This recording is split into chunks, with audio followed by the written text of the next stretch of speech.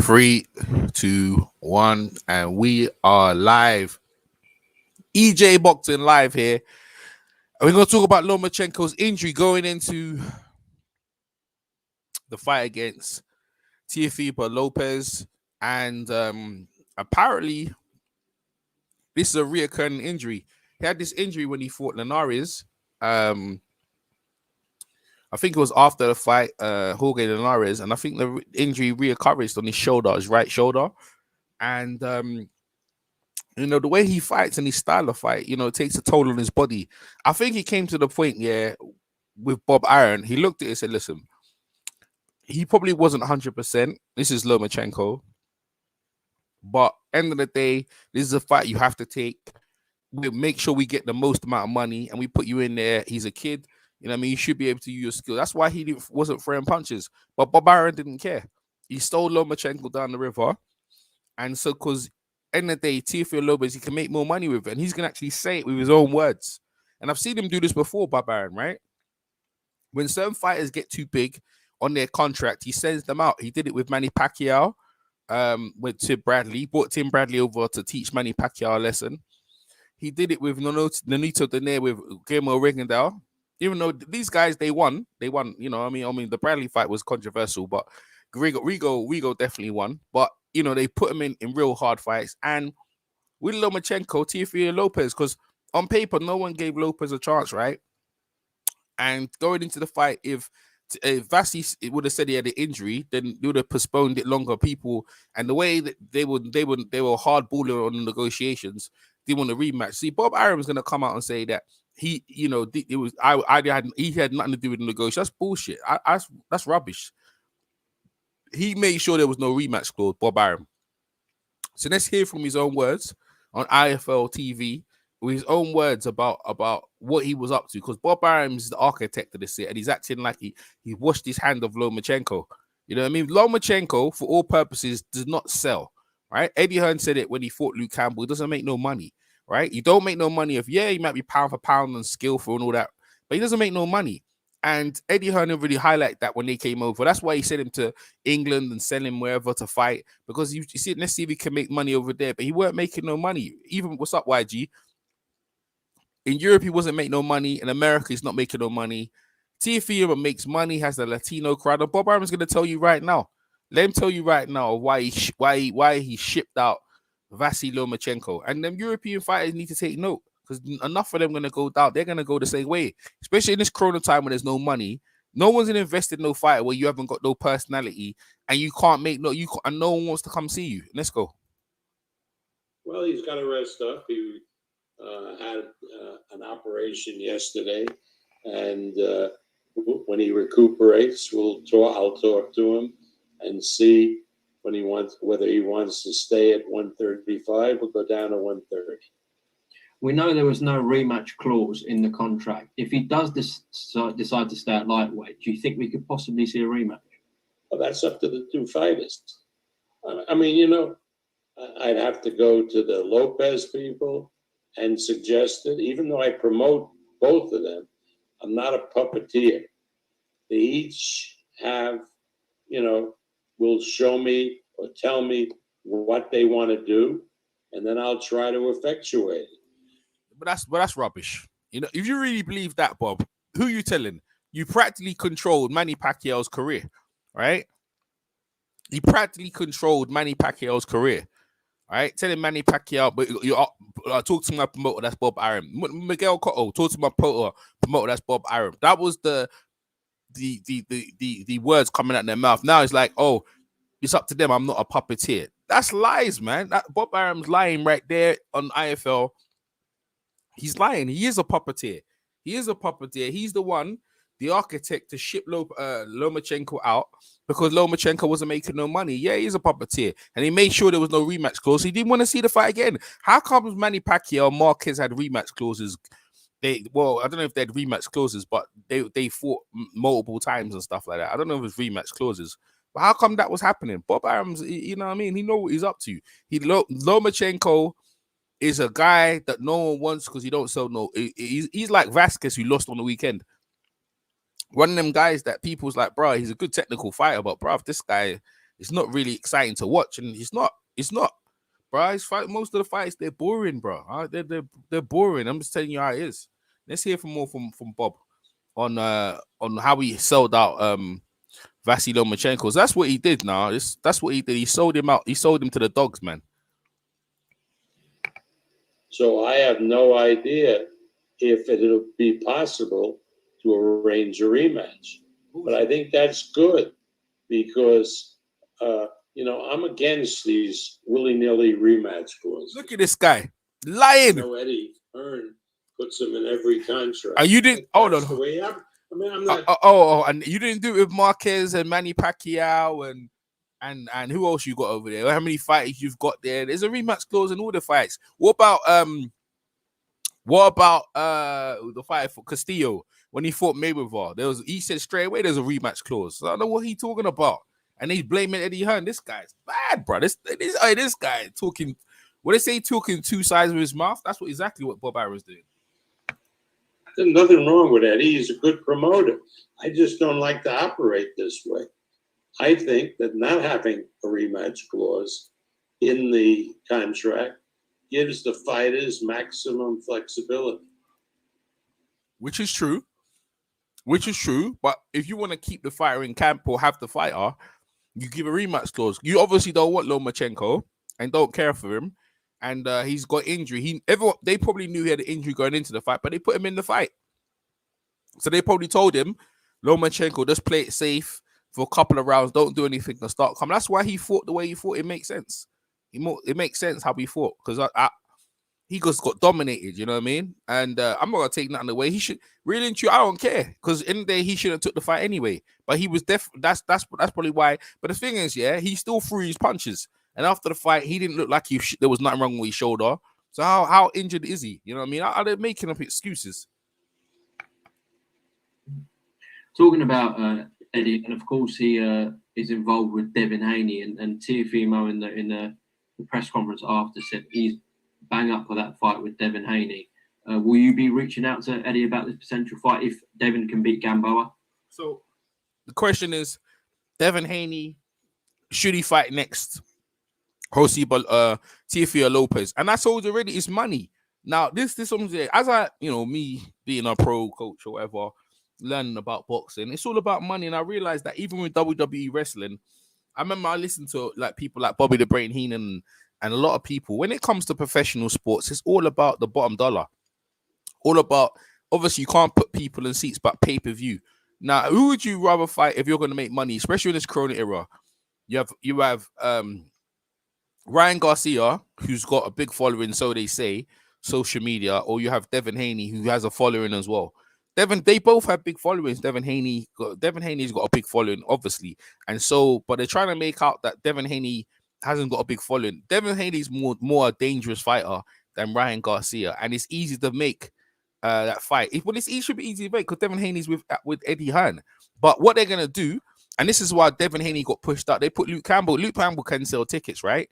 So they put Luke Campbell against Lomachenko and pushed out Devin Haney. And then Eddie and Barry Windham's doing it again. He wants Teofimo Lopez to fight Ryan Garcia. Now listen to this, right?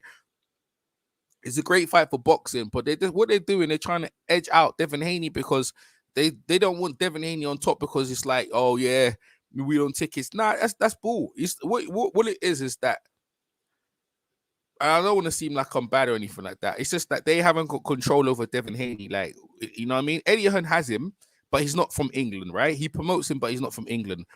If Devin Haney was with Bob Arum, Devin Haney would get all the shots. He's not with Al Heyman either. So that's what it is. It's about who's backing you. And they can make money with Hero, make money with Golden Boy in this time, then they make money with Eddie because he doesn't like Eddie. And he's already said it already. So that's what it's about. No, because the fight that I think if Lopez is going to stay at lightweight and there is no rematch, the fight that I would like to see him would be against this Garcia kid, Ryan Garcia, who's fighting your Luke Campbell. If Garcia beats Campbell, you have to understand the biggest group of fight fans, particularly if you're talking about pay-per-view, are the Hispanics. and Garcia has a tremendous. Ryan Garcia has a tremendous following on social media. Here's the thing, yeah. Wasn't the other day they were saying Hispanics are the best fan base in boxing, and then the narrative changed. No, the UK fans are best in boxing. Bullshit. Boxing fans are boxing fans. You know what I mean? They're making up narratives as they go along. The other day they were saying the UK has the best fan base. You know what I mean? And now they're saying, oh yeah, the Hispanic, the Hispanic do have a big fan base, but I don't know if they see him as their guy. You know what I mean? The Latino face scene on social media, women like Ryan Garcia, a lot of women, but that doesn't translate. You know what I mean? Hardcore guys are gonna watch it regardless. We're gonna watch the fight regardless, right? But I think there's making up stuff, man. It hasn't proven that he makes the big money, so they're gonna put him against and I think they're testing against Luke Campbell, and Eddie Hearn's complicit in this. Devin Haney is being shut out. He's being shut out by Eddie Hearn, and he's being shut out by Bob Arum. And Devin Haney needs to think what he needs to do next, because Bob, you can see clearly they're shutting Devin Haney out in this position and they're trying to do what they did to Rigo. You know what I mean? Making sure that Devin Haney don't get nothing. He needs to change his promoter. That's what he needs to do. Yeah. And that fight would be a lot more interesting than a Devin Haney fight. If he does stay at lightweight and the Lomachenko rematch doesn't happen, would you say your preference is Ryan Garcia, then Gervonta Davis, then Devin Haney? Yeah, I think so. You know, when I'm looking at, I'm not talking about who is better, who is worse. I'm talking about who would what would be a more lucrative fight. So first, I would say Ryan Garcia, should he beat Campbell. Secondly, Gervonta Davis, should he beat Cruz. And third would be Devin Haney, who essentially is known in very small boxing circles, but nobody really knows him because he's never fought on a big platform. Of course, Ryan Garcia's with Oscar. So no one really knows who Devin Haney is, right? Okay. All right. Okay. Let's see what you guys are saying in the chat. Oh, yeah, YG, you want to join? All right, YG, I'm going to drop the link, yeah? What else is everyone saying? Yeah, both sides of his face. That's what he's doing, yeah? But he's like Manny, yeah? Exactly. Same thing. Oh, what's up, Unbiased? Yeah, you can jump in as well. You know what I mean? Teofimo. Everyone's getting in, man. You rightly so, man. You guys should put you in. They blocking it, man. They're blocking it. I'm gonna drop the link, bro. You know what I mean? Bullshit. That's what I'm trying to say. Bob Arum's doing this doing dread. They're trying to shut Devin Haney out, bro. Purposely. And he don't want to fight Tank. He's just saying that. I don't believe he's going to fight Tank. They'll find someone else in there. I don't think they want to put Tank in there. They'll find someone else. Devin Haney, no one knows who he is. He fights in small circles. Isn't that the narrative they said about Deontay Wilder? It's weird, isn't it? Yeah, salute, bro. You know what I mean? Hey, jump in. Anyone wants to jump in, jump in. There you go. You know what I mean? Bob Arum, that's as much as I'm going to play Bob Arum. Let's go back to the injury.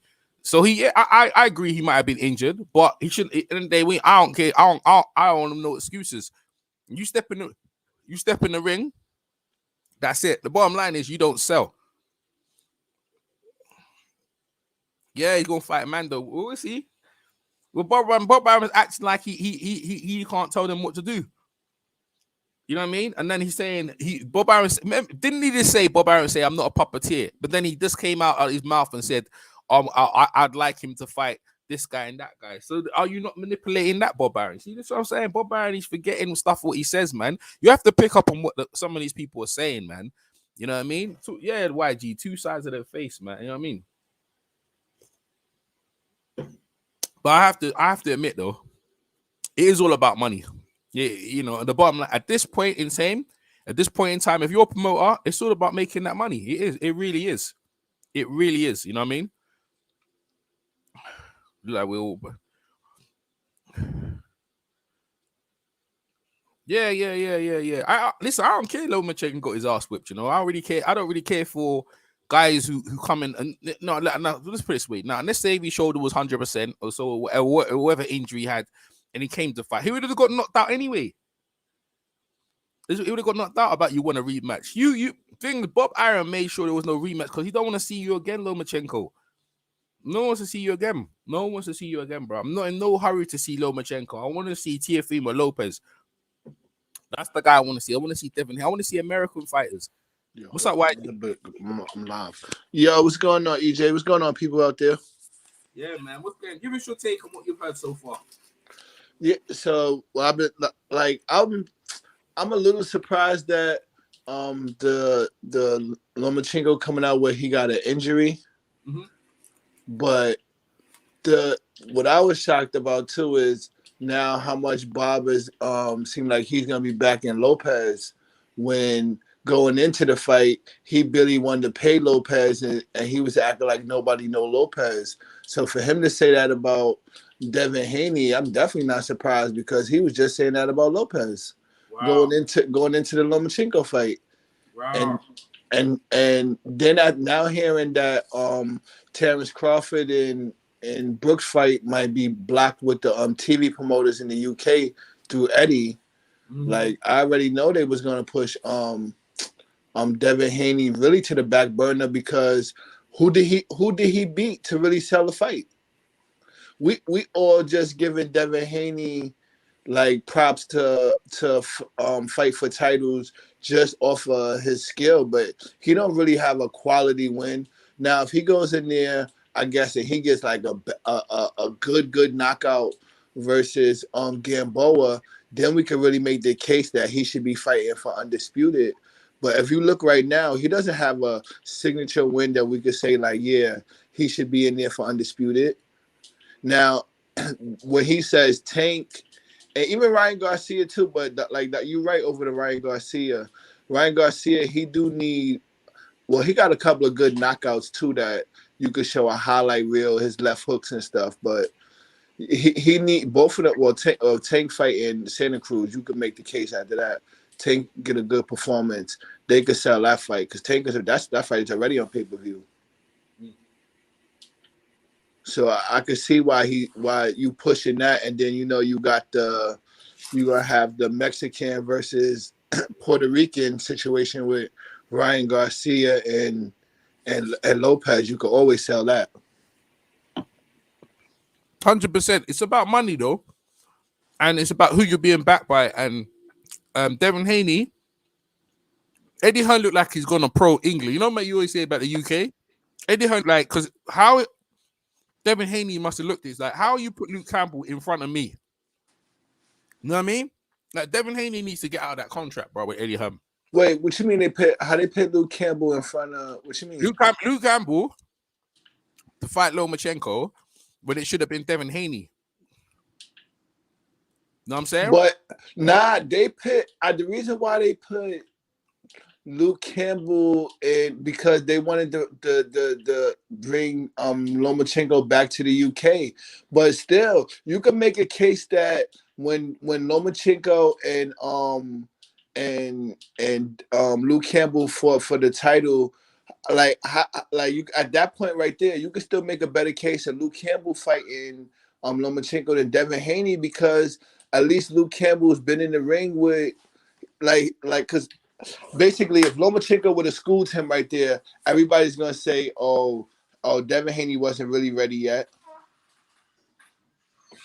Yeah, but what I'm saying, Luke Campbell came off a loss against Linares. He shouldn't really get no championship shot again. You know what I mean? Devin Haney was ready for his shot, is what I'm trying to tell you. But we're going around in circles, so we've already put a pivot on that.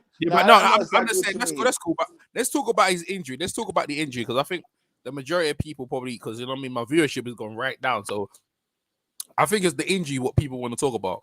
What's your take on Lomachenko's injury? Do you believe it? Do you think it was 100%? What's your take on that? I don't like that. That'd be tricky. I don't be liking to say somebody's not hurt or like say somebody's faking an injury, but it's like you know it's at stake. If you hurt and then it's the middle and then Corona, like basically he was home. If he was home and he was hurt, then he could have got that fixed before he even came back to the States. It really made no sense for him to push the fight because the fight was on him. To that point, he even though Lopez was calling for the fight and all of that, but Lomachenko still was really the whole backbone of the fight because he was the franchise champion and all of that. So, like, if he was hurt, it made no sense for him to. And then with no crowd, and for all of that, like, he would have made more money just sitting out because Lopez would have had to wait. What about this? Yeah, Bob Arum forced him into that fight, offered him mad money, and he didn't care if he was injured. That's what I think what happened. I think they put him into the fight, and Bob Arum wanted him off his books. I think he had enough of him because he couldn't. You know what I'm saying? He don't make no money with him. And this kid, yeah, he was injured after the Linares fight, and he's fighting guys, yeah, and it's like, yeah, Lomachenko, this and that. It wouldn't mind. Bob wouldn't mind. If he was like Sugar Ray Leonard and he's making a little money, he weren't making no money off him, but he weren't making no money off him. So I think he looked at Lopez and look, I can make money with him. So I don't care if you're injured or not. Get your ass, you know, Bob Arum, get your ass in the ring, take your L, here's a bag of money and go about your business. That's what I reckon will happen. See, the viewership's gone up now.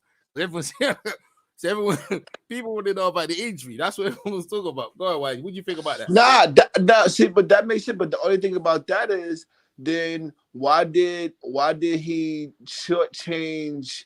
Why was he trying to shortchange Lopez so much going into the fight? If he was trying to almost massage the situation and make Lopez a star, you off back because he created conflict with Lopez. I tell you what, I tell you why. That to answer your question, Bob Arum, and I won't blame it on Bob Arum, not Lomachenko, but Bob Arum, in terms of the money, because you got to understand, YG. Let me ask you a question, YG. Is there crowd or no crowd? You know there's no crowd. No right? crowd. All right, so who's paying the money? Yeah, Bob Arum. Okay, then. Okay, let's stick there. So Bob Arum's paying the money, right? So he's the one he's the one who's putting all this information out. Teofimo had to answer to the question saying he ain't getting paid enough, right? So what he does to Teofimo, so he said to Lomachenko, they're saying this much, and Teofimo was like, he went on Twitter saying, I'm not gonna fight unless against more. So Bob Arum puts the money up for Teo to make it comfortable, but he told Teo, you're definitely gonna win this fight. You know, I'm gonna do this and that with you. I'm telling you, this is what I think, right? Real talk, right? I've seen him do it before, and the thing, because he's old, he don't know that people know what he's up to, right? So he told Teofimo, look, he's only gonna give you this much, and then to see if Teofimo was gonna take it, right? Teofimo goes, I ain't taking this much. Nah. Okay, I'm gonna put it up, but you definitely gonna win the fight. Don't worry about it. I'm gonna look after you. I'm gonna make you a big star. Go back to Lomachenko and say, listen, you have to take the fight. I don't care if you're injured. You need to get your ass in there. Blah blah. And he's like, what? But why? But why? He goes, no. Listen, you haven't got. If you don't fight this fight, I'm not gonna have no more fights for you over here in America. Blah blah blah. So that's what I reckon. That's what I think happened. I mean, obviously, Lomachenko painted himself in a corner because he didn't want to. Like how Dave was saying from the beginning, he didn't want to fight because he's always been kicking that he said the same thing to Tank, and he was saying the same thing to Teofimo Lopez at the beginning too, that you're not a champion, you ain't headline a major fight yet. I'm not fighting you. So when Teofimo, that's why he wanted to fight the winner out of the WBF title with Teofimo and Cormier. So when once Teofimo won that fight, which I think he didn't think he was going to win, once he won that fight, he was already painted in the corner that he had to fight him. Because basically they did the whole thing with Devin Haney where he didn't take the fight and they elevated him to franchise. So that's almost was looking like a duck. So that fight was almost had to be made. My issue with that is that if Bob was gonna do that to Lomo and go the Lopez way, then I think he could have massaged the situation way easier by saying, like, listen, like, kid, like, it ain't no what you call that. Like, I'm gonna work with you. Now you gotta work with me after this because you're about, like, you know what I mean? Like, work with me at this. I'm like, it's hard to, because basically he could have, if the way he was, like, if he was going at it the way, like we saying it, he could have just came at him a much easier way. Like, yo, I'm gonna work with you now, but like work with me down the road, because you gotta think about it. He already know the price is gonna go way up. He's undisputed now. Like, he's not taking no little bit of money. That's why I was saying from the beginning, Bob was trying to undercut him too on his money,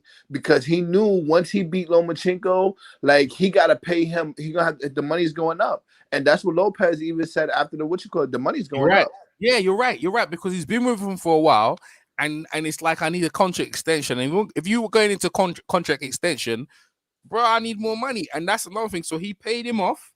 He didn't care if the kid's injured or not, and he could with Lopez. He already put Lopez at a low rate. So that's why Lopez, like, I don't understand. I ain't getting no respect because he ain't getting paid how he should be getting paid. Oh, you're going to work? Don't worry about it. I will do. You catch me in the next one, yeah? He ain't getting paid what he should be getting paid. Regardless of all this stuff, right? Boxing is happier. That 100% boxing is happier that Teofimo won. That's one thing. Bob didn't care. America's happier that Teofimo won, right? Now, Lomachenko is trying to talk about this injury thing, and my man's just pointed out.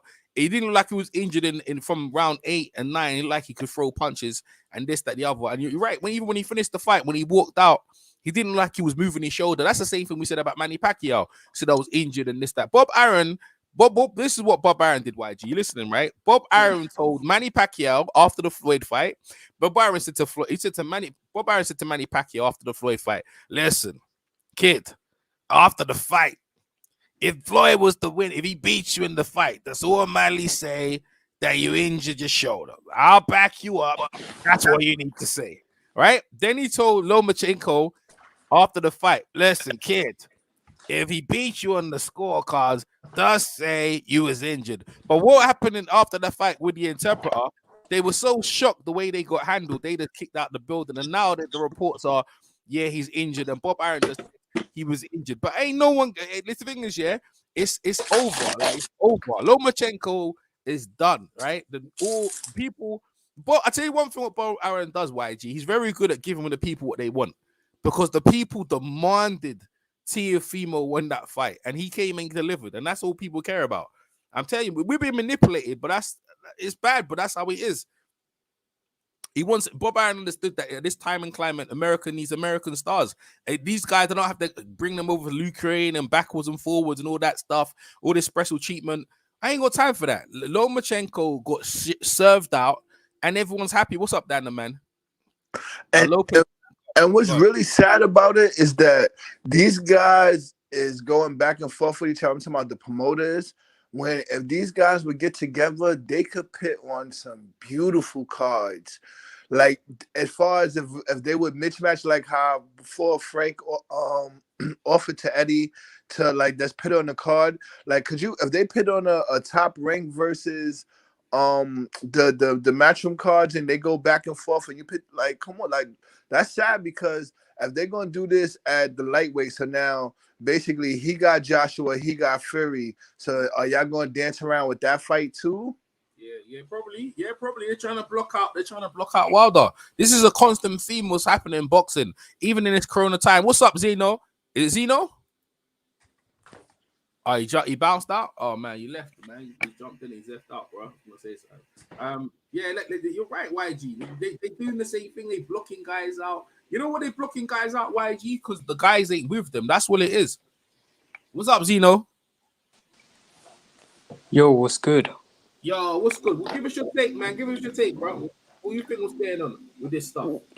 Well, I don't really buy into all this because, he looked fine in the fight. I'm not gonna sit here and say, make excuses for that loss. Oh, who's your boy? Is your boy Lomachenko?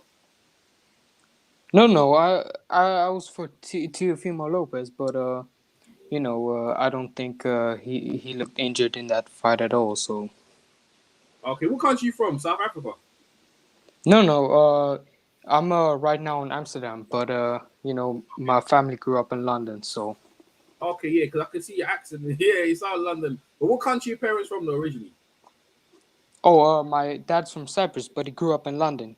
Okay, cool. Okay, so Yeah, so would you? So you don't believe in injury? Like, let me ask a question: when Manny Pacquiao fought Floyd in that fight, do you believe Manny Pacquiao was injured in that fight or after the fight? You know what I mean? See, I don't really know.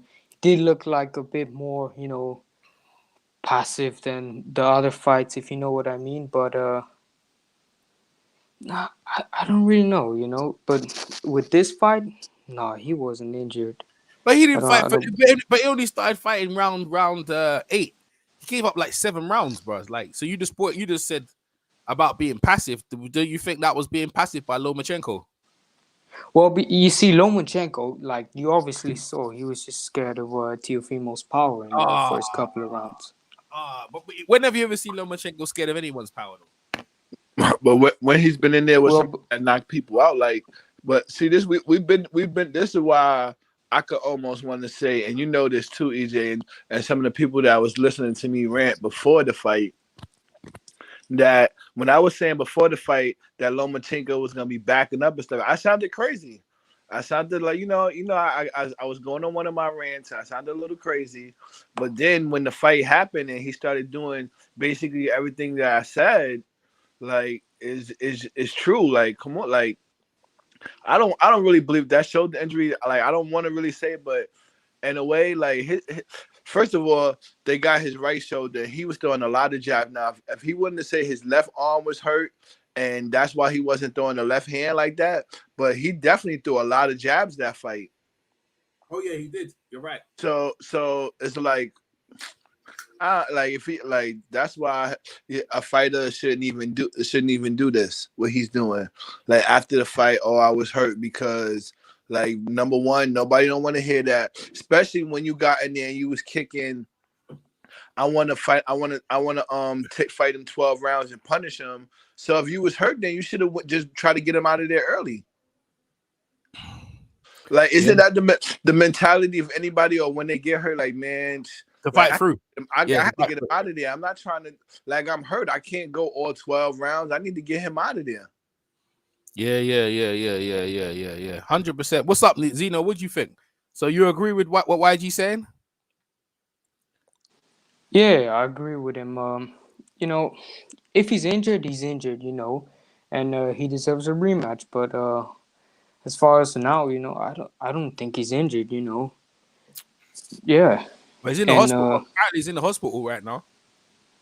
Well, they can always just say, yeah, he's in the hospital, might have torn a muscle, Yo, you guys. Stuff like that happens, Now, you know what? I actually read up on the report that after he fought Linares, he was in the hospital. This picture actually here is actually from when he injured his right shoulder in as you can see, it's the right shoulder after the Linares fight. So what they're basically trying to say, he re-injured it actually going into the fight. Thinking they said in the second round, but in the second round he wasn't really friend. I reckon what happened when Lobo hit him as hard as he did, I reckon the vibrations went up to his shoulder and dislocated the shoulder. I mean, that's more realistic. You know what I'm saying? He got injured in the fight, I reckon is what happened. But maybe they reported it that he was injured.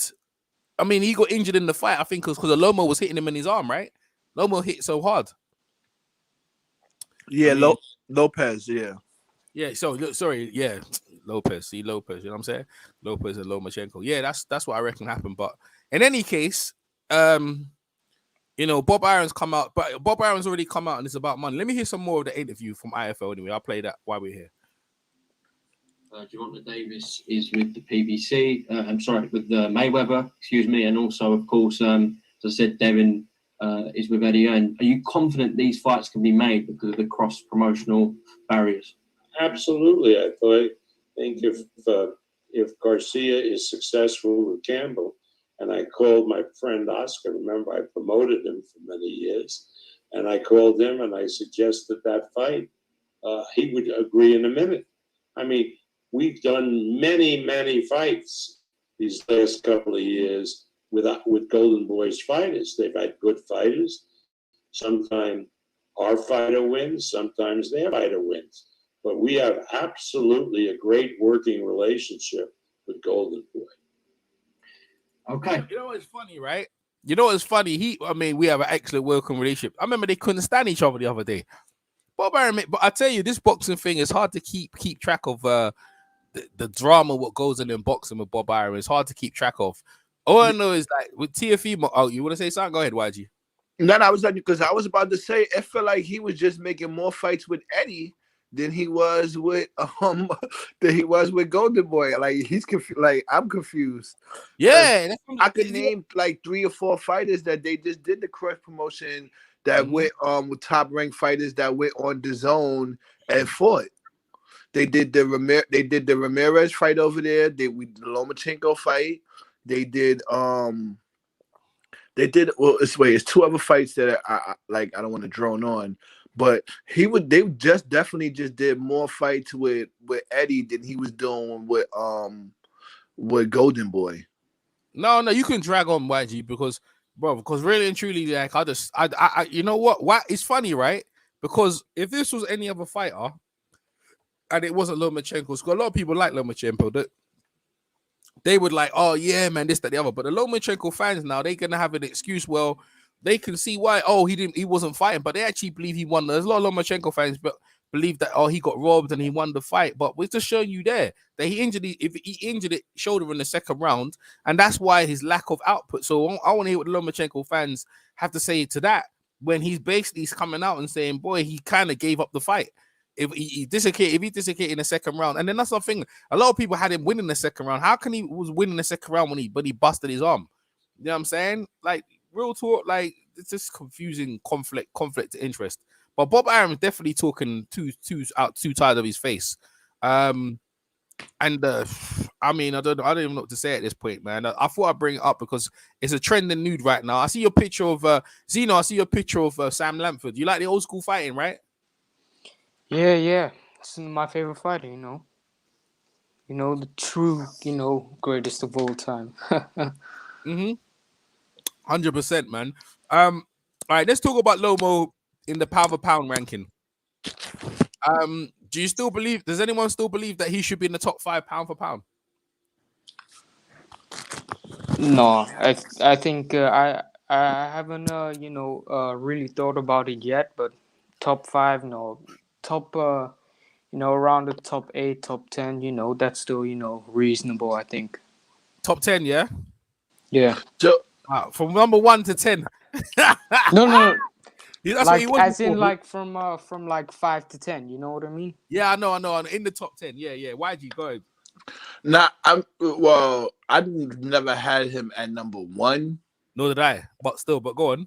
But like to say who's taking I want to know who we had taken that spot now. He was in the top 5. Where is he now? YG? Probably around 8 or 9 now. You know, it's funny, right? It's funny how some guy can be number 1 pound for pound allegedly, because I didn't have him number 1, and then fall all the way to number 10. Like, you know what I mean? That's a big drop. I mean, is it because the way he got outclassed? Is that what we're saying? He looked like and then there's a couple of people that should be moving up in the pound for pound rankings. Okay, that's basically how I would want to call it, because I definitely feel like Charlo, who just unified, he should be moving up in the rankings. Where would you put him? Probably around 5 or 6. 5 or 6. Maybe 6 or 7. Okay. Well, I tell you what, yeah. In a way, the Japanese fighter, they've moved him above Lomachenko, and like, you know what I mean? There's some controversy there. It's like they've moved him into like number 2, Canelo number 1 on the Ring magazine, and Terence Crawford number 3. And I'm like, yo, they got the whole thing backward. I don't think Lomachenko should. I think Lomachenko still be in the top 5, right? I can't believe that you can. This is just me in it. I don't believe that you start number 1 and you go all the way to number 10 or 9 or thing. I believe that you should be in the top 5. Only if everybody wins and have see everybody that wins have solid wins that would move them up in the rankings. This is why I was saying, like, basically because with the Charlo unifying, then the Big Charlo beating Devinchenko the way he beat him. Yeah, but then yeah, but To me, that's a solid win. I'm just saying in my rankings. No, you're right. You know, You're right. wait. You know, the thing is, he drops down because, you know, his last two performances, you know, the loss now and the Luke Campbell performance, they weren't that good, you know. So, you know, and pound for pound is really what have you done for me lately? So, you know, Yeah, that's right. you do need to drop down a bit. And then he's already talking about after the he's moving down in weight. So it's like that's a step backwards. And then you got everybody else about to fight solid fights that's going to move up. We got people that's lined up that put solid fights in their careers to put them in position to take another big step. You know the funny thing about it, YG, I'm gonna tell you, right?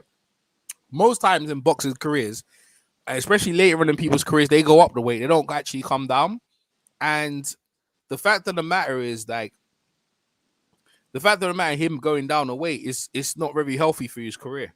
Going up and down the weights when you're this age or whatever, you know what I mean? If anything, it'll probably weaken you because it's harder for him to make the lower weights. Because remember, the reason why he was at lightweight because he could eat what he wants and be healthy.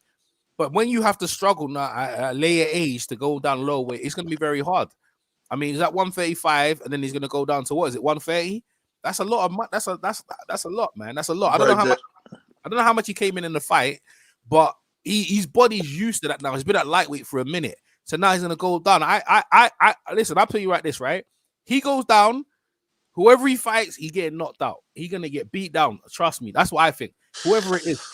Yeah, I think that's I only at 130 and being there. I only got about two people at 130 that'll probably really give him an issue, and then that's almost a little like controversial because both of them are lefties too, so he might have an advantage because he's been.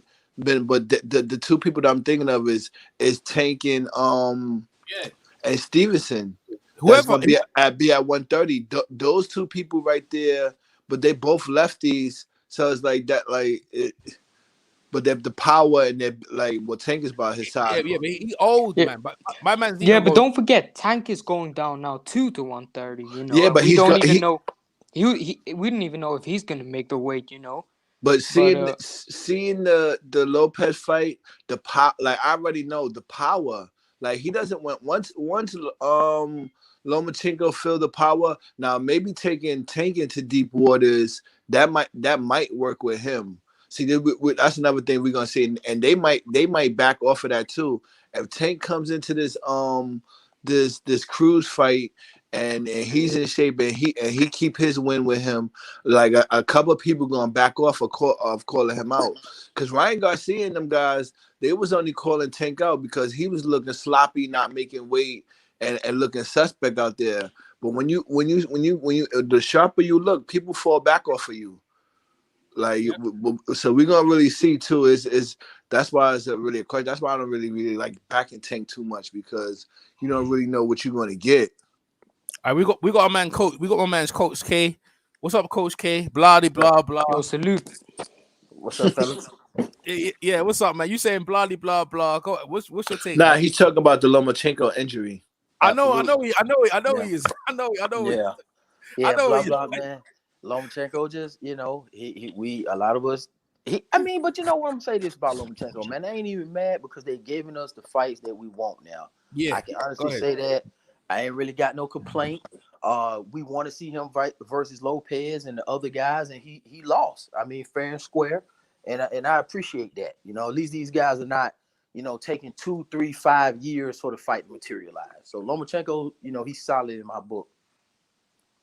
But the injury, what do you think about this injury now? This is Bob Arum said it. He's going into the fight. What does this take away anything from the fight, or you just? But no, it don't take away nothing from the fight because injury is a part of your attributes. I mean, just like if a guy, we give him credit for having intelligence. Mm-hmm. We give a guy credit for having power, speed. You also got to take credit for the distractions that you have. Like I heard YG say about Tank. That's a part of his attributes, and you gotta, take that into consideration when you're picking fighters. And Lomachenko injury is part of the game. I mean, we didn't let Pacquiao get away with it, so it is what it. We didn't let Keith Thurman get away with the injuries excuses. Oh So yeah, yeah, yes, yeah, yes. we was flaming them up. Oh yeah, Pacquiao. oh yeah, oh yeah. Yeah, Yeah, so Lomo, welcome to the club, bro. You just got injured. That's yeah. what it is. All right, so you as you know, being a boxing guy, been around, been around for a minute. You know that as guys get older, when they move down, if they decide to move down the weight, it's kind of harder. So he's thinking to move down from 35 to 130, and he's already obviously gotten this injury. How do you think will he be effective at 130 like he was? You know what I mean? The same. You reckon he's the same fighter still?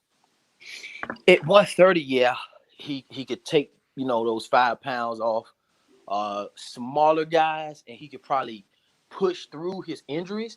And if you're going to be going against smaller guys that you pretty much have more advantages over, you could kind of hide some of your injuries. But see, here's the thing. He's going to have to do that because he's already an older fighter. Usually, if Lomachenko had started earlier, he probably would have went to 135 and worked out some kinks. But he's doing a lot of this shit late. Because how old is Lomachenko right now? 33, I think. See what I'm saying? And he's ascending up. He's at his peak right now. Because, you got to think 4 more years, and this guy 37 years old.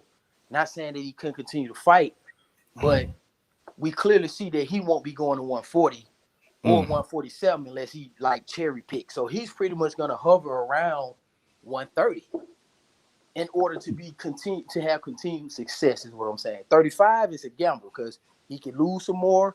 We might have some good fights, some big fights on his resume, but he can mess around, man, and lose to quite a few people in that division. That's what I'm saying. I'm saying the moment he steps down to 130, I know he's injured. I know he's older. I'm saying he gets stretched out, man. And another thing as well, Coach K, what I was alluding to, Bob Arum sent him down the river. Now you being a proud American, as we know, you know what I mean.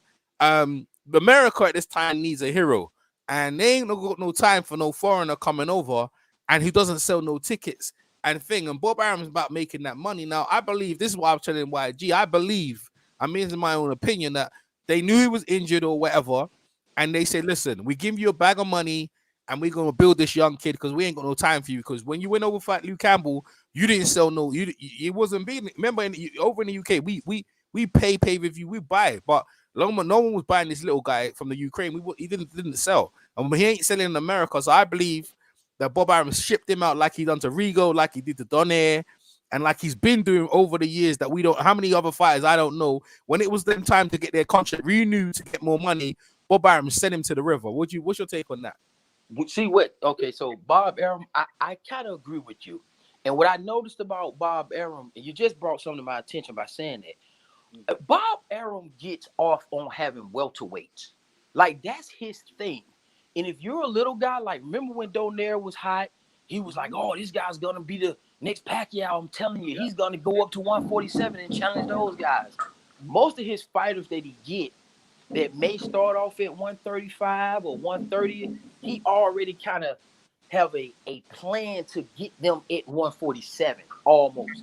And that's where a lot of Bob Arum fights that's huge take place. If you look at anything outside of that, he don't really have too many a deep resume of putting together big fights outside of welterweight, to be honest with you. So I think that Lomachenko is because with Lopez, now you take care of Lopez. He's from New York. He speaks English. He speaks Spanish. Young, charismatic guy. New York is going to gravitate to him because they need somebody right now. And I think that you have a good point because I think Lopez, I don't think he'll be successful at 147, but I think that the potential is there. Money wise. Money. Yeah. Go ahead.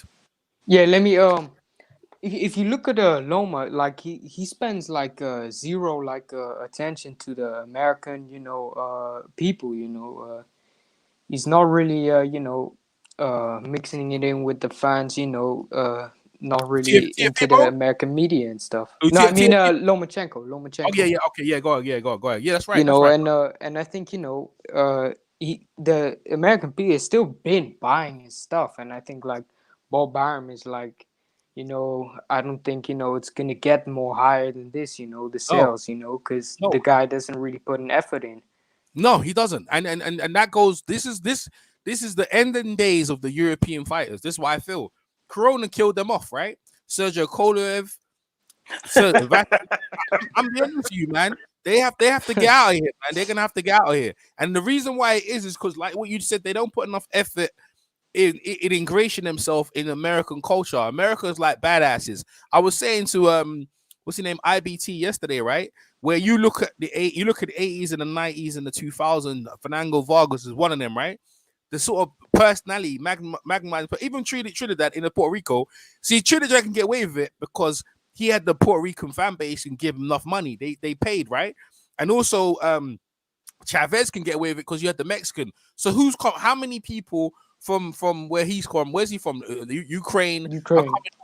Bruv, you see the seats full of Ukraine people? How many Ukraine people are even in America? I don't even know that many. And most people from Ukraine want to be Americans, bruh. So he ain't gravitating. Yeah, he is light in complexion, the complexion for the protection that most people say, but it's not the same.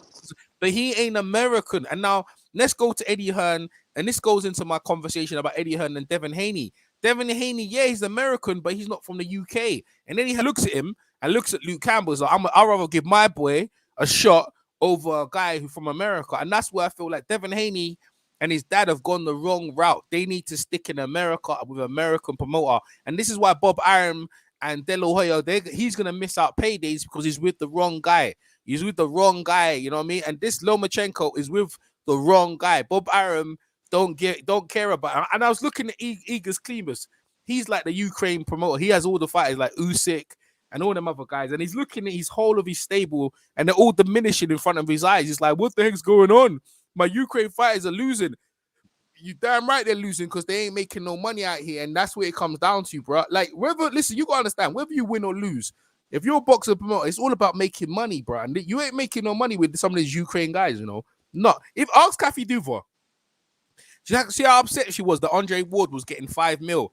And I think, what's his name again? I think he wasn't making no money at that time. When Sergio Kolev wasn't making that money. He didn't even break into a mil. Yeah, nice talking to you, Coach K. He didn't even break into a mil. So I think their day is over. And I think we're going to see the fall of the European fighters right now. They're going to fall in fast because they're not in this Corona era. They don't make no money, man. They don't make no money. So they're going to get shipped out, injury or not. Yeah. That's cool, man. That's cool, Coach K. Listen in. Injury or not. What's your take on that, Zeno, about the money and stuff like that?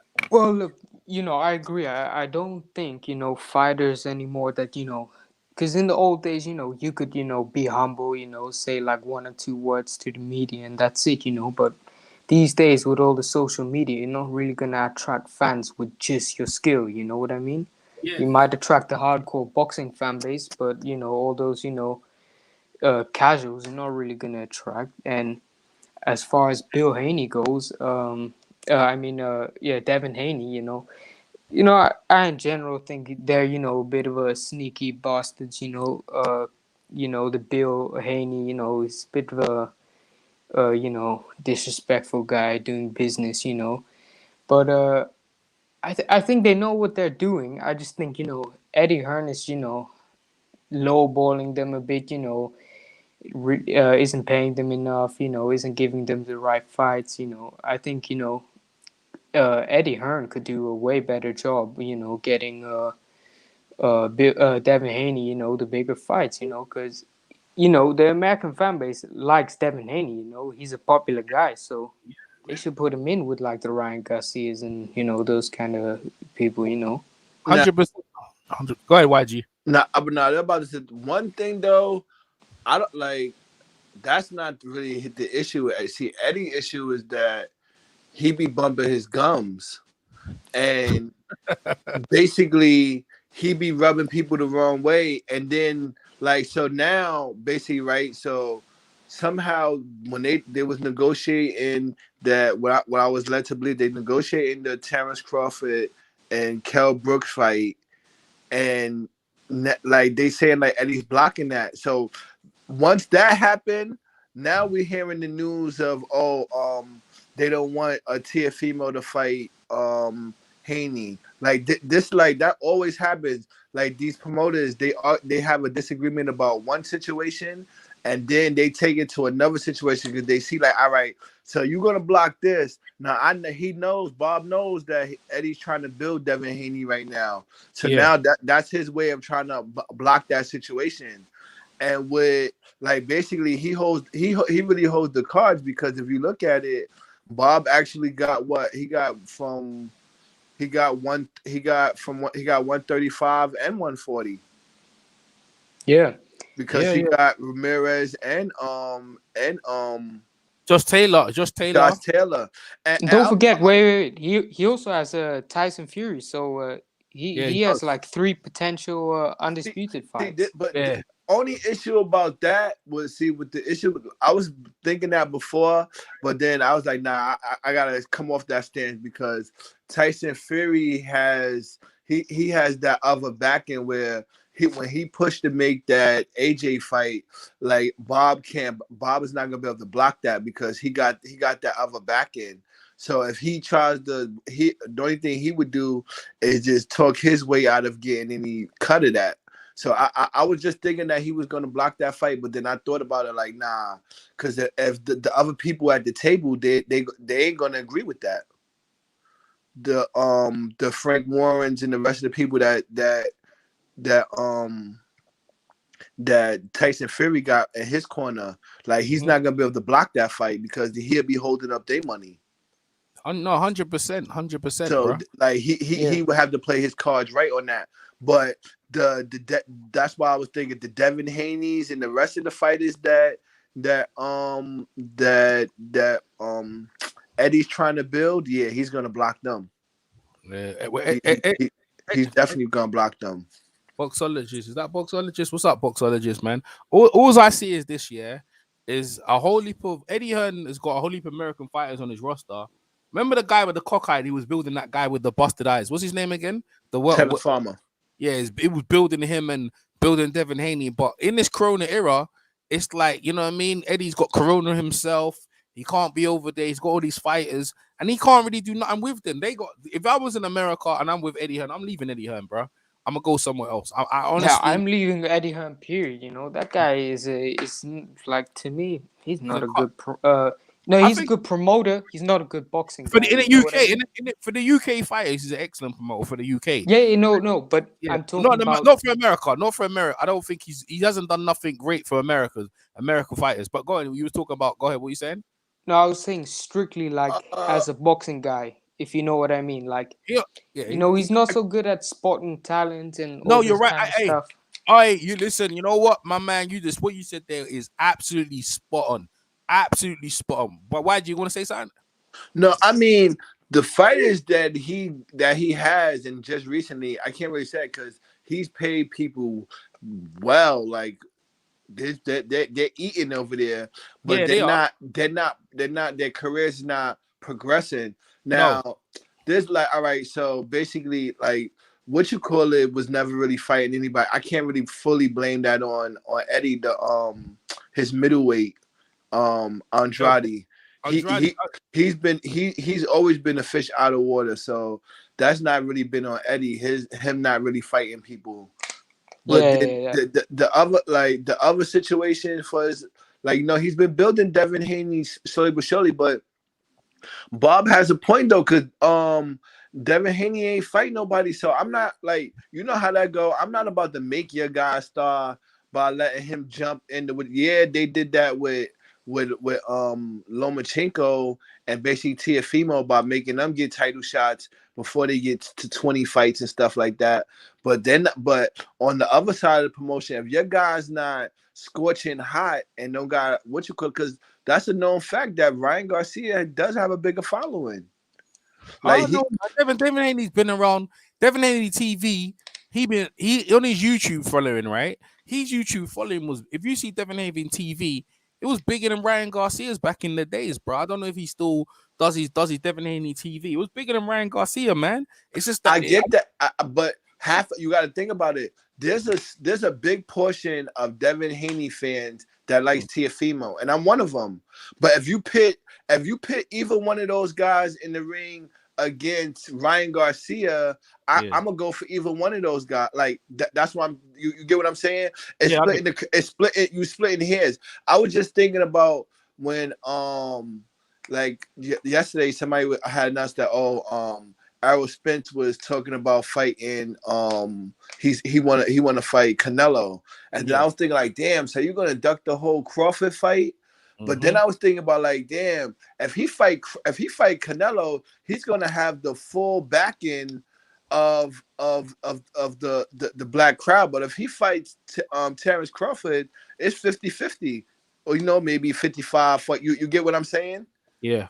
So like you splitting, but if he fights, I was just thinking like if he fight, and then if you bring in the Canelo situation, you're bringing in the whole Mexican crowd. So if I really think about it, the Canelo fight is a bigger fight.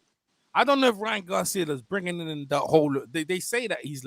I don't think Mexicans are messing with Ryan Garcia like that. I'd have to ask the Mexican because I know they mess with Canelo, right? I know they messed with what's his Ramirez. I know you know what I mean, but this guy's American, bro. He ain't Mexican, bro. Grew up in California. Yeah, I don't know any Mexicans that support Ryan Garcia personally. So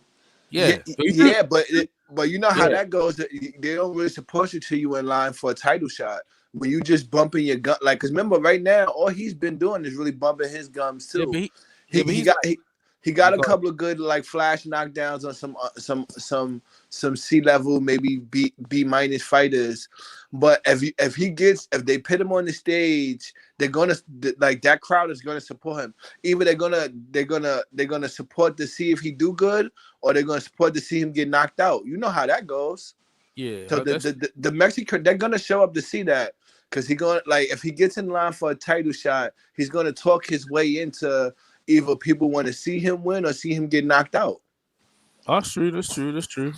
Well, you know the thing, I resent the idea that Devin Haney got a crowd. Devin Haney got a hella crowd. I just think they knew that Devin Haney's the most dangerous one. That's the way I look at it. If Devin Haney wasn't so dangerous, they'd put him in there tomorrow. You know what I mean? Like they would. Wait. Let me say something quickly. By the way, like I learned yesterday, or no, the day before, so that if Teofimo Lopez fights Devin Haney, Teofimo Lopez can't become undisputed anyway, because there's apparently some rule that the franchise champ can't win the regular title, something like that.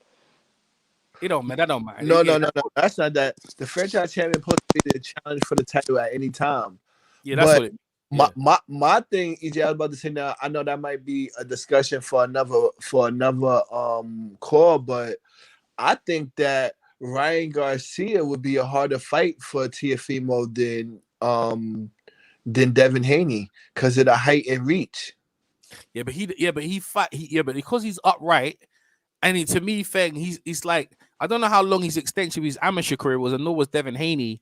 But if you just by the eye test, the guy looks like a little hype job. You know what I mean? Like, Mexican people alone, they look at him and they don't rate him. Yeah, like how bad it is, YG. They actually think Luke Campbell's gonna beat him. I don't think Luke Campbell's gonna beat him. I think Luke Campbell's ready to go, right? But like they don't respect him, bro. They don't. Yeah, you know what I mean. But that's why Bob Byron. And you're right about it make more money with him and less danger. You know what I mean? That's what you want to do. He's like, I'll take that. My guy should be able to beat him. You know what I mean? That's why. Wait. I think that's a mistake, because that left hook and that what you call it. Show me if you think about the Chinese kid that he fought.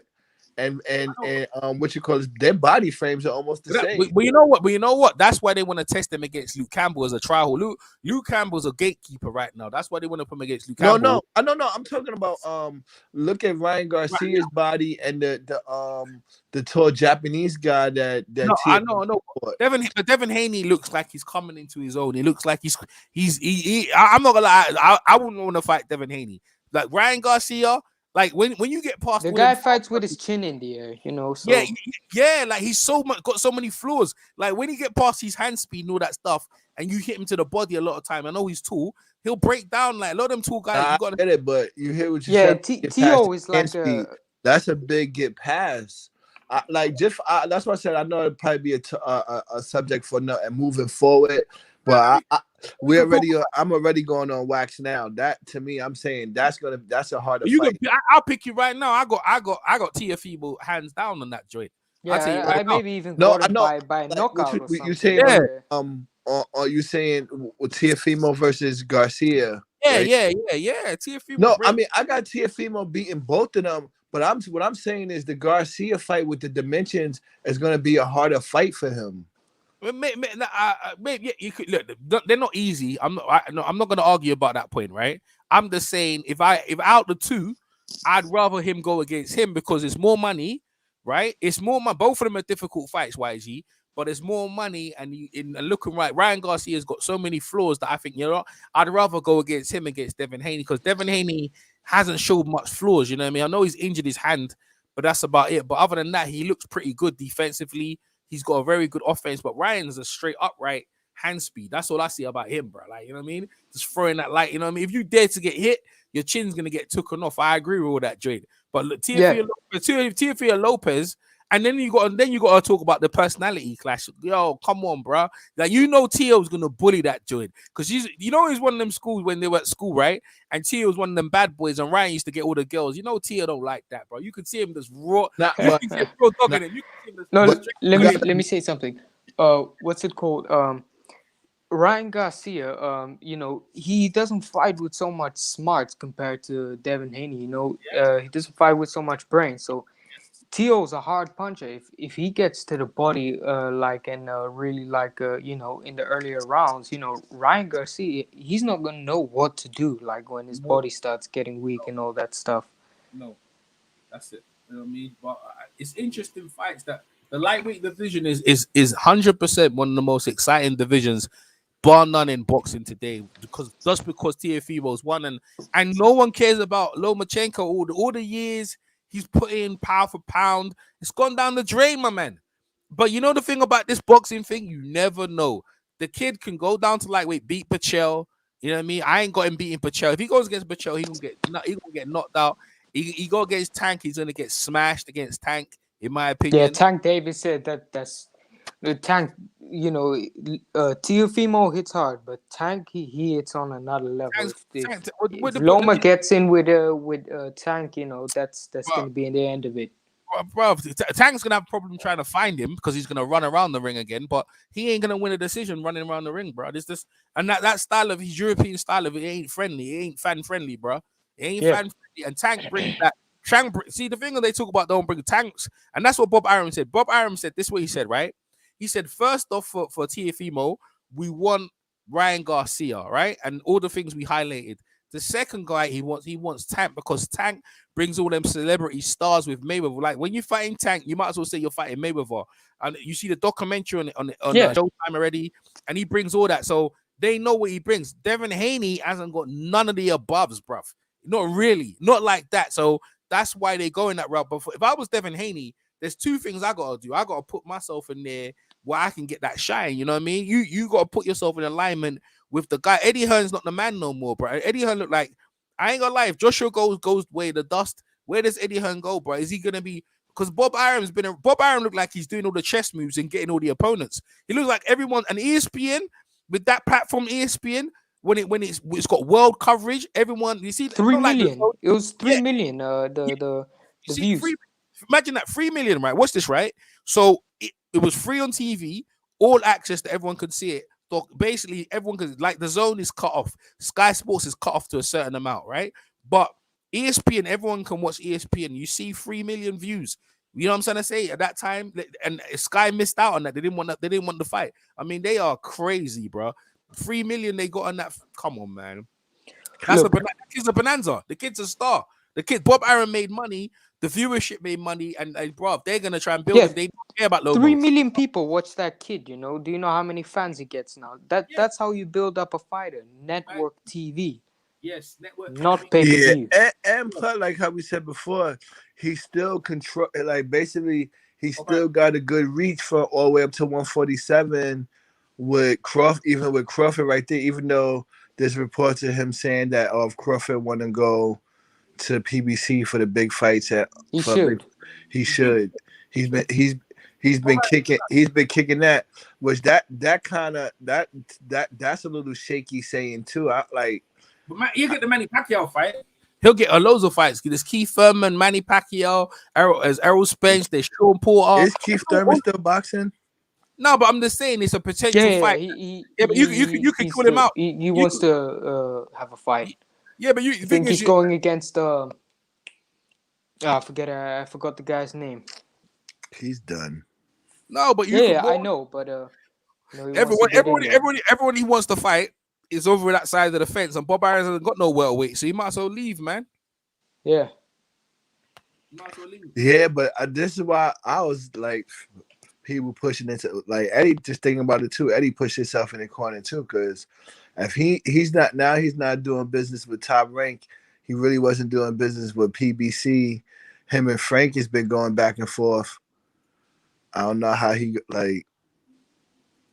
Eddie Hearn snookered himself in because like some of his cards are terrible. He didn't want to buy the American fights. Remember, he's trying to say we're building America. He didn't want Sky to buy that fight. He told Adam Smith not to buy the Teofimo fight, which is a huge, massive letdown for the UK fan base to see. But everyone saw the fight, so it doesn't matter. But Eddie Hearn is, at the end of the day, these guys, after a while, they're making bad decision in this Corona era, making bad decision after bad decision. And you remember again, you're only as good as your fighter. So if your fighter loses, your top cash cow loses, then what are you gonna do? And your cash cow is seen to be Joshua. And it's interesting to see, yeah. It is Joshua. Yeah, but it's interesting to see when Joshua fights Pulev, how many people are gonna pay for that fight in December when we're in a Corona era, when people ain't got that much money for Christmas because they've been laid off work and they're gonna pay for Eddie Hearn versus Pulev. Oh, so the fight is back on? Yeah, no, it was never off. Like, it was never off. That was like some forced stuff, YG. That, you know what I mean? It was never off. Like, let me say, I think the fight will do like decent. I don't think Joshua is gonna. I think he's gonna win, but next 2-3 fights he's gonna lose, and that's gonna be the end of Matchroom. I'm calling it. But listen to this. Joshua's not a world. Joshua's not a worldwide star like what we talk about. Teofimo, right? Like is a star. Like everyone knows who Joshua is, yeah. But he's not like ingratiate himself into the American markets. That's what I'm saying. A lot of guys, this is what I'm saying to you. To be a worldwide star, you need to have American fan base. I don't hear YG saying I'm gonna follow Joshua. That ain't happening, bro. Like YG ain't. There's some of the guys YG like he messes with Daniel Dubois and the Yard and stuff like that. But yeah. But YG's a hard. YG ain't messing with them. YG, you know what I'm saying? So I look at like then you got me over here. I'm rolling with Teofimo. Like I wasn't rolling with before, but now if you ask some UK guy, they're rolling with Teofimo. You know why? He's young. They can relate to him. He came out with Biggie. He's from New York. You understand? Like New York hasn't had. When's the last time New York had a world champion, bro? Like, you understand? Like, New York is one of the biggest boroughs. I was just saying. Well, we Jacobs. There's been a couple of people that just had titles and they lost it. He's popular, man. Like, but don't forget the New York fighters. They always lose. I don't know, but I mean every fighter loses except Mayweather. No, but I mean it's only a couple of fighters that. No, but listen. In history, I'm about to say, in history, producing any fighters. Shots fired. Hey, listen. Yo, bro, listen. Listen to this, right? Listen, let me tell you something. In history, this is history of boxing. All the great champions came out of New York. You know why? It's the capital news center. You know what I mean? If you're gonna make anything, right? Why do you think Lennox Lewis, right? Why do you think he's got a massive fan base in America? Because of New York and Jamaica. There's a lot of Jamaican people in New York, right? And a lot of Americans, they mess with Lennox Lewis. So what I'm trying to say is there's certain areas, and Lennox Lewis understands that the fan base, if you get them on your side, they'll roll with you. Like, you know what I mean? They will roll with you hardcore to the fullest. You know what I'm trying to say? And Andy Joshua didn't do that with Eddie Hearn. One loss and we're out of here. You know what I mean? It's like one loss and we out of here. We running back on the caravan with you. You know what I'm saying? Like you back. But see, that went south because Eddie Hearn started the whole premise of we going over there to take over, that kind of rubbed people the wrong way.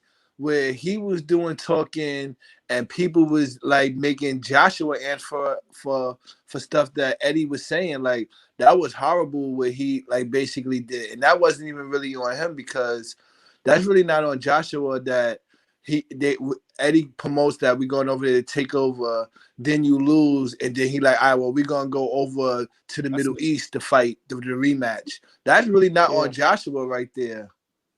That's his boy though, man. That's his boy though. So if your boy is talking that jive, you gotta go with it. What's up, Aerospace? Yo, no, what I want to say was with the New York fights, I wasn't like trying to say they lose, but like when you look at Mike Tyson, Riddick Bowe, you know, all these fighters, you know, they get distracted with the party life, you know. Yeah. No, that's what I'm trying to say to you. What I'm trying to say, but you see that what you mentioned, them guys, they're the two of the biggest names ever in the sport, and that's what we're trying to. They're always popular, but you know, Riddick Bowe has a refrigerator in his room. Exactly. But you see, to me, Teofimo coming from New York, right? Like real talk, like New York has had a star, like with that sort of man who for years, and he's a local, homegrown guy. Yeah. And see, Bob Arum understands that, and he knows you can even listen. The thing, win or lose, let's say like Lopez losing it doesn't matter, bro. Like people gonna still pay to see that kid, bro. Yeah, I mean, but we've adopted some people though, and nurtured them and let them grow under the wing now. We've had our Kodos when Kodo was fighting in the Garden every year before Puerto Rican Day. Now I know Bob. I don't know Bob, but I feel Bob is gonna probably try to slide Teofimo in that position if the corona goes away and we get back to our regular celebrations and our regular day life. Teofimo right before either he got a two-way where he could fight before the Heisman Trophy thing that they already got going on, where every year he could, like, you know what I mean, he could fight right before that, or he could fight right before the Puerto Rican Day parade like Cotto was doing. Yeah, you're right. And the fans is gonna come out. Like, so YG, 100%. We've had our fair share of champions that come through and they just defend the title in the Garden. Like, you know, the Garden's been pitting on fights now, so yeah, let's not just overlook like, oh, New York, like, you know. No, I'm trying to say no. That's what I'm trying to say. Champions who ingratiate themselves in New York, like you said with Cotto and like, you know, and Trinidad or whatever, right? But what I'm saying to this, right? End of the day, the reason I like about Teofimo, he seems like he's in tune with the culture. You know what I'm saying? Hip hop, and like understands that most people, remember boxing is a young people sport. So if you're talking about the new fans coming in, because we fairly old, right? You need to bring in a new young casual guy, because most of the young people, they watch MMA. They be working with Asanya, they rolling with John Jones. That's a fact. Yeah.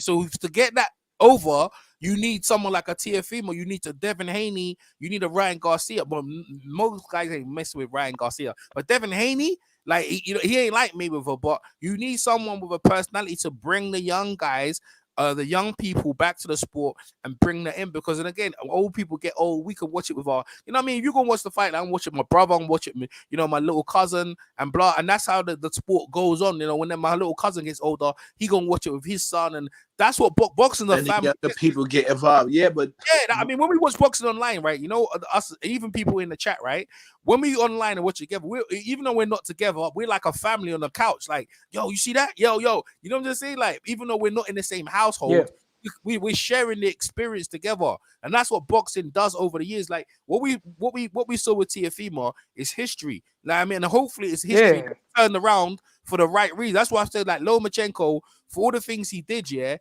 it's like he wasn't that guy, and because he's not American, bro. He's not American. And even though I'm from the UK and they say I'm a UK hater, it ain't nothing to do with that. I just understand about the money and understand that where you're from. Like, Joshua is a homegrown fighter. You saw the order. You saw how many people come out to watch Joshua.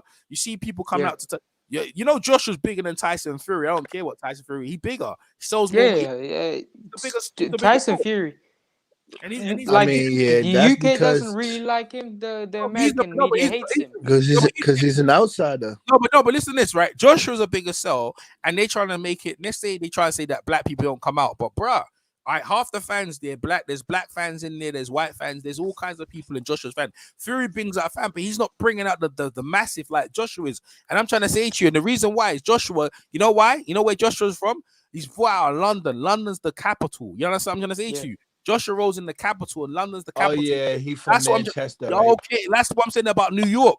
When I saw New York and I said Teofimo from New York, Bob Iron already said it in that interview, in the IFL interview. It's about the money. When it comes down to it, bro, like the Ukraine ain't bringing it like that, bro. So it's not more. See, because the thing that I was surprised me too, and like y'all had to put me on too, because I was surprised. I think it's more the traveler thing that upset a child with Fury, and I think unfortunately Fury had to go to Germany. I think if Fury would have beat Klitschko in London like Joshua did, I think that performance that he, because if you look at their fight, to me, I still feel like Fury fight was better than Joshua's fight. I mean, Joshua's fight was a little better because like he fought life and death in there. But Fury just outclassed them. But YG, let me see what you just said there, YG. This is where I have to disagree, but I hear what you're saying. People, casual guys, what they love is a story. A guy getting knocked down and a guy getting back up and knocking the other guy down, getting back up. Bruv, in totality, that fight was the most watched fight of that year. Now, Tyson Fury winning the fight against Vladimir, bro, it wasn't the best of fight. We was just happy that we was just happy that a new reign was happening with Tyson Fury. You're right, it would have been bigger in the UK, but still, the whole adage that black fighters don't sell or they don't get ticket, Joshua blows that way out there, bro. Yeah. Joshua's got the whole. Let me say something. Black fighters don't the sell. thing is with Fury is like the casual fan, you know, they're not gonna look at Fury and see, oh, you know, the technical parts and so, because they don't know all about that, you know. And the thing is, you know, all these stories, you know, all the boxing promoters, they're just putting it on pay-per-view the whole time, you know. The casual fan doesn't really want to pay a pay-per-view. And that's one of the biggest problems in boxing is, you know, they're not putting the fights on network TV, you know. Teofimo, like, I don't look at him as a star yet. You know, he definitely has the potential, very big potential to become a star. Mm-hmm. But what you need is to put him on regular TV, put him in exciting fights. Yep. And network TV, because everyone can see him. And then who's this kid? You know, you just build a fan base like that. Yeah. Look in the 90s. That's why the 90s was such a great era, because you had all these regular TV fights. Well, listen, this is the one thing what them guys have. They're heavyweights, and this is a lightweight, so that's another thing as well. But I'm trying to say, like, the heavyweight division is always going to garner that much attention because, you know, the heavyweight, you're always going to get your money's worth with the heavyweight because it's not usually going to get knocked out, right? But with Teofimo, right, he's the best little guy coming through because lightweights don't really get that garner attention. But like I said, he's from America. New York ain't got no world champions like that. Who like that? Danny Jacobs never pushed the needle like that because Danny Jacobs, he ain't like Teofimo. Like, you know, Teofimo, he's got his dad. He's just greasy talkers, you know, like they are proper like New York born and bred, Brooklyn talking greasy. That's what America. That's what people. You know, when people from England think about America, that's what we think about. That big mouth right there. That big mouth. I think they're gonna fall back. I think that was an isolated. I don't think his father is gonna keep on. It's a good look though. No, YG. I don't think he's gonna keep on like how he was. No, YG. It's a great look. That's what Danny. That's what got Danny over. Danny boxing wasn't gonna get over. His dad talking greasy. You're talking about Garcia, right? No, I was talking. Danny Garcia, right? Talking about Danny Garcia. That's what got him over, the dad talking, and with Teofimo, because like Teofimo's there, his dad talking, the two of them. That's what people love seeing. They love seeing them sort of character dynamics. Remember, again, we live in an era like people were selling their stuff like WWE wrestling. We want to see their personality. Like now, you see Tank. You know why Tank? You know why Tank has Mayweather sitting next to him in the Showtime? You know why Mayweather's there? Because Tank is boring, bruh. Let me tell you, I see Tank in the press conference when he came over here. They asked Tank question. The energy was going down. Mayweather grabbed the mic and lit the place up, bro. Started arguing. You start arguing the Walshes, started this, started the other. They was, that's what we want to see. Teofimo, post-press conference, talking greasy. I just want my respect, quoting like LeBron James. Then he's talking about, Yeah, I want Thingy next, bro. I'll take thinking what's his name again? I'll take Haney next. Bro, that's what people want to see. So what I'm trying to say to you is that the personality, the talking comes with. Now, when you go to the Ukraine and you got these guys, they ain't having that. Ask them a question. You got to talk to the interpreter, and they're gonna tell you, "Oh yeah, I asked my promoter." Nah, bro, we're not having that, bro. It's done. It's done. It's played out. It's played out. And you know what? With the Corona, this is the thing we're gonna get with the Corona era, right? And that's what we're in the Corona era, all right? Well, you're gonna get the real talk. The promoters ain't got time for no rubbish, bro. They want good fights, they want personalities, and they want viewership. That's what you look at. When the day, they look how many people watch the fight. Oh, I got 3 mil. Yo, we're doing all right. So next one we want 5 mil. Next one we want 10 mil. We want Ghana, because UFC, to be fair, only if Conor McGregor comes back, they can get that viewership. But other than that, people ain't watching. And you're right, network TV is the way to go, 100%. You know what I mean? Stop charging the people, man. Stop taking money out of our pocket. Give us Yeah, because the UFC, the only reason why they're doing good now, like, and it's not even like something like tremendous they're just doing decent. It's because they're, marketing geniuses, But, you look at the fights, it ain't like, they're having all these super mega fights. Like, Conor McGregor fought some guy like who got knocked out 3 times in a row the last time, and they were making it out to be the biggest fight ever, stuff like that. Yeah. We wouldn't accept that in boxing, when we get stuff like that. You know what's funny? See, Deontay Wilder, he's absent, is missing. That big mouth American is missing, and that's what's killing him off as well. People got the milk carton out. They wondering where they got the milk carton out. Wondering where Deontay Wilder. YG, where's your fellow American? Where he at? Yeah, he's supposed to be training to get ready to get his rematch. Is that fight still going in December? It can't be, because Joshua's got a fight in December, right? Yeah, I mean, no. Bob Arum said they usually always fight 2 Blood, weeks apart. They are. Listen, They've been fighting 2 weeks apart for the last 3 years. You're right. Listen, Bob Arum was on Blue Blood Sports TV like a week ago or so, and he said that he's definitely not putting Tyson Fury versus Deontay Wilder on in December because he can't find any network slots or something like that.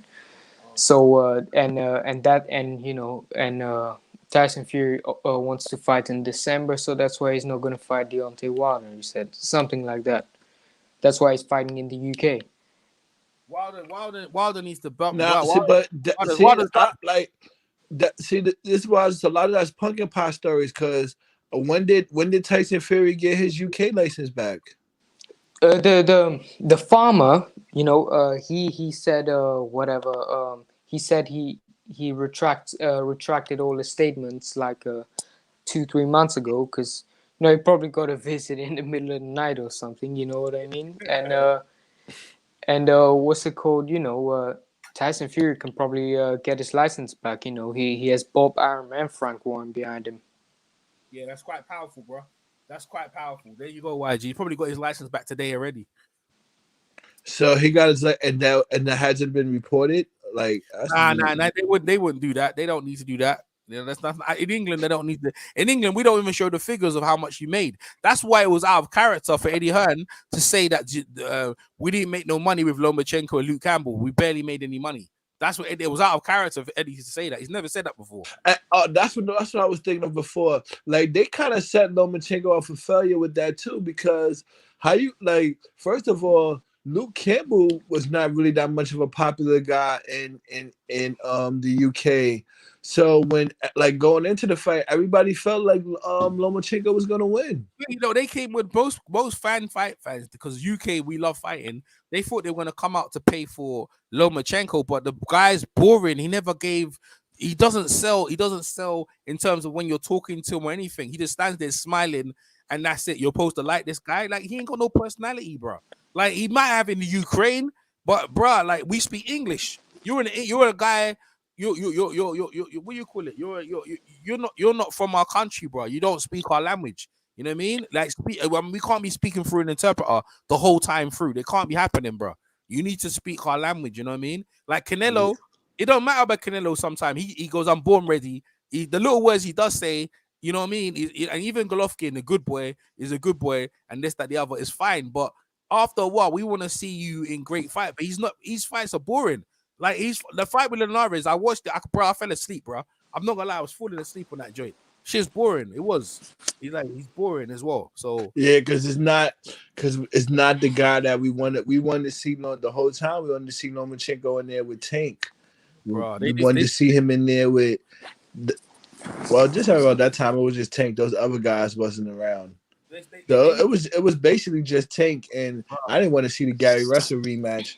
So for the past few years, it was just Tank. That was really the only guy that was really available that we really wanted to see him fight. Bro, they need to stop feeding us these imports from other countries who can't speak English. Like, and I sound really bad about it, but that's why. No, it's true because no, I do think it's gonna change because you saw during the whole pandemic, Bob Arum was putting these obscure fight cards on ESPN and all, and they're all just doing real bad, and now he sees the success of Teofimo Lopez. He's gonna be like, okay, maybe I need to actually give them what they want. Listen, but speaking of that, what do they? My fault, AJ, but I was just thinking, where do they take Tank from here now? Because all inroads was really supposed to be with Lomachenko. Like, I don't really now. I guess he got to think it's lucky stars for Ryan Garcia. Are they going to have to really build that fight? Because where is his basically his end game? Basically, because if you really look at every fighter right now, there's a guy that we can say like, well, this is really the end game. This is the guy that we want to really see you fight. Like, you could book a bunch of fights in the middle of it, but at the end of the day, this is the guy that you really got to fight right now. I don't know. So after he gets past Santa Cruz, which should be a good fight because Santa Cruz ain't coming to lose against no one. Even they might have a rematch. I can see them fighting like a couple of times, right? So when that fight happens, we'll see. But I know that Santa Cruz. This is the thing about Latino, Black, and American, and that they sell like Santa Cruz is like he's more Mexican than Ryan Garcia, in my opinion. You know what I mean? He is like I feel like Mayweather knows how to make money, right? He goes against the best in the Mexican crowd, go against the best in the UK, and that's how you kind of get these people following you. But you have to perform and look good. Tank is a monster. Lucky for Tank, he knows how to knock you out, bro. He's never really in a dull fight. Tank, he goes out there to flatten you. You know what I mean? So now I get that. Let me say. You get what I'm saying too. It's like what is the big build up? Because basically right now, even for the past few years, like have you cut it? Spence and Crawford, they've been on a collision course to fight, right? Even though like the same way we had Wilder and Joshua, like and it still could be that way, even though it look a little murky right now, but it still could be at the end of the day that could still be the big collision course to see. Because even if Joshua was to beat Fury, there's a big part of us that's still gonna want to see him beat Wilder. Yeah, I definitely want to see. He still has to for him to. It's the same way with Lennox Lewis. When Lennox Lewis would be like, people still wanted to see Lennox Lewis fight Tyson. So so you get what I'm saying. So that's what I was saying with Tank. Now that maybe some part of us still want to see him fight Lomachenko, that was basically the end game. It was YG. The end game is when they end. But what I'm saying is that he still has to get past Santa Cruz. If you look at YG, it's hard to look that far ahead. But what we're coming to, YG, and this is what before my man Zeno jumps in, right? I'm saying we're getting to a point there. It's like, see Crawford, what you mentioned, Crawford, I don't care about it no more. Like, real talk, that fight was big for me.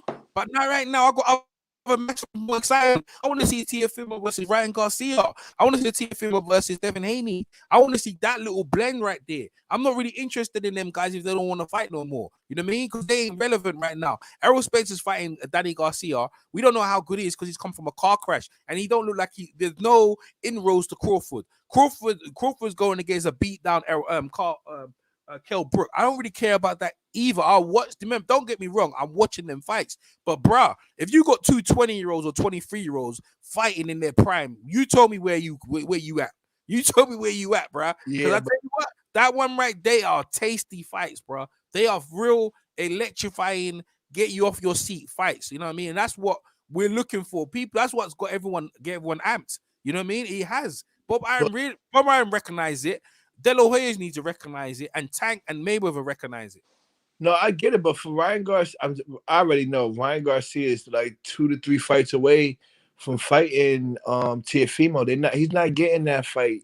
We got a better chance of seeing Ryan Garcia versus Tank before we see Ryan Garcia versus Teofimo. I'm telling you, I already. De La Hoya numbers not going to throw him. Bob Iron's already put it in there. Like, that's why they want him as a trial horse with Luke Campbell to see how he beat down. He's going to beat down Luke Campbell. He should be. If he does well against Luke Campbell, the next fight should be Teofimo. And they don't care. See, everyone's talking about, see the thing, Eddie Hearn uses the sanctioning bodies to deflect the fighting the best fighters so we get that money. Bob Iron's not like that. There's no time for Bob Iron will pay the sanctioning funding fees just to keep them happy. Right now, what we want as fight fans, remember Bob Iron, as long as he's old, he's old. The idea is to make money and to make people watch his sport, because if you make people watch the sport, at this point you make more money. Like my man Zeno just said, like 3 million watched. So their job in ESPN is to get the most viewership right now. So their job right now is to get the best fights on, guys in their prime, and get them going. No one's got no time. I'm not really interested in Errol Spence, and I can't believe I'm saying that Errol Spence and Crawford right now. I'm not. I just really ain't, because I know you don't know that they're gonna fight. So why am I worried about it? Anti-Fury, I'm interested in Dillian White and Povetkin. I like that fight again. I'll tell you that fight, because you know why? Yeah, who you got, Povetkin? Yeah, man. You out of line. You out of line. He's gonna do Dillian dirty. He's gonna do Dillian dirty. You know, we got that. You know, EJ. We got that mutual friend that got that's going to put Povetkin too. Oh, mutual friend. Who's that? Who's that? Tell you his name. Whose name? Say his name. No, her name. Yeah. Yeah. I made a lot of money off Povetkin, bro. I made a lot of money off Povetkin. Yo, I made money off Povetkin, but listen to this. People would make a lot of money off Teofimo. If you put money down on points for Teofimo, you would have made a nice killing. Lomachenko. Yeah, I know a couple of people who made like a couple thousand off that one. Yeah, man. Listen, they had enough for this guy. They sold him to the river. They sold him out in the river. That's what they did to him, bro. You know what I mean? Talking about Dillian?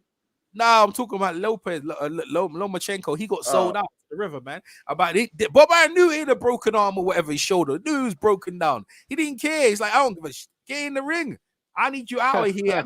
I need to build it. It's true. I need to build the next young lion. I need to bring the next star in. I need to make money off you. I ain't got time for your brick. Take your broken ass, get in the ring, here's some money, and get out of here.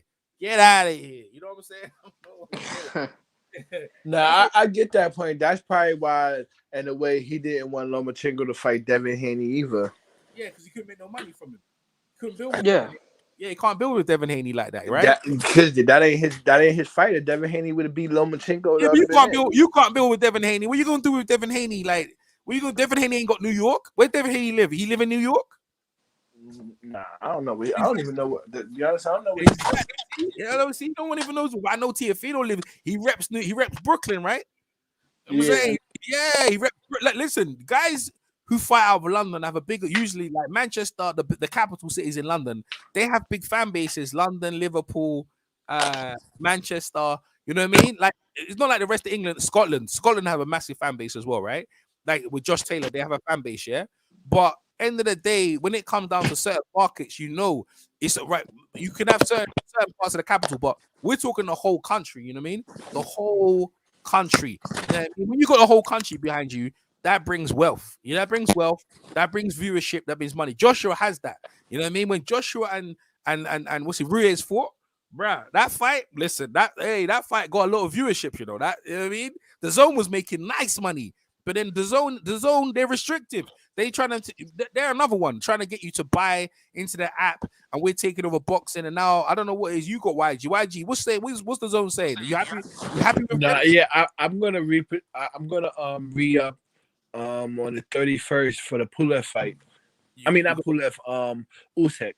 You're gonna do what? I'm streaming that. I'm I'm gonna represcribe for that when that come up. So what you saying? You're not subscribed to Zone no more? Nah, yeah, my prescription ended in September. So you have to pay £20 to get subscribed again, right? No, I'm subscribed for another year. Oh yeah, you still on that? Okay, I got you. But you have to. Are they doing pay-per-view on that shit with the Zone? They make you pay extra. No, they didn't. Well, I gotta go read it, but I never got no email saying that they doing pay-per-views. Yeah. No, they said they want to do it like for a big fight. It's just funny to me. Eddie Hearn was talking about pay-per-views that It's gone. Pay-per-view dead. And now I'm bringing it back. But yeah, madness. But hey, listen, guys. Yeah, listen. It's been a great conversation. I must admit, my man Zeno. Have you got a channel, Zeno? No, I don't have a channel. That's a shame, but you can just stay sub to me. Hey, make sure you guys hit the notification bell. YG, always a pleasure, YG. You know what I mean? yeah.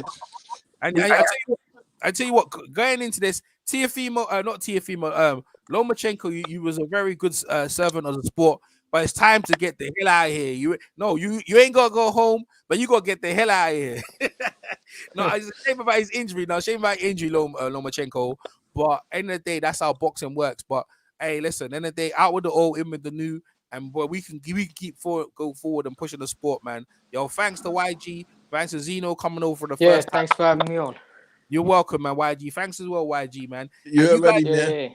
Yeah, man. And you guys in the chat, man, make sure you stay subscribed, press the notification bell. I'm still waiting for some donations, like Umar Johnson over there to give me some money, but that's cool. We'll get you the next one, but we're gonna keep you updated on any news in boxing. Thanks for coming over. Peace. Yeah, peace.